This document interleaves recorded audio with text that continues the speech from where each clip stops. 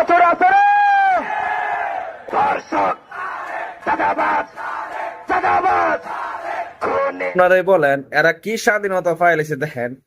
রাষ্ট্রপ্রধান তারেক রহমান হলো রাষ্ট্রপ্রধান, ওনার পর্যন্ত তারা কোনো সম্মান দিতে পারে না।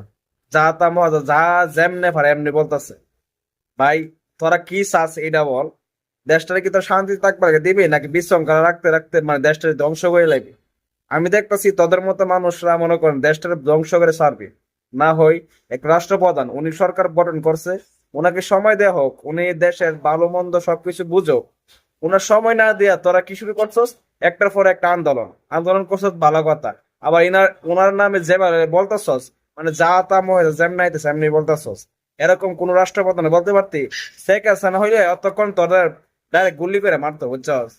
তোরা আসলে কি জানাস, তোদের মতো মানে যারা মানুষ আছে তোদেরকে মতো শেখ হাসিনা সরকারের দরকার, বুঝছস? তোদেরকে রাস্তায় ফেলায় মারতে পারে না, এরকম সরকারি দরকার। কিন্তু তারেক রহমান তো এটা করতেছে না, করলে ভালোই তো আমার মনে হইতেছে আর কি। তোরা দেশের কোনো সময় শান্তি চাস না?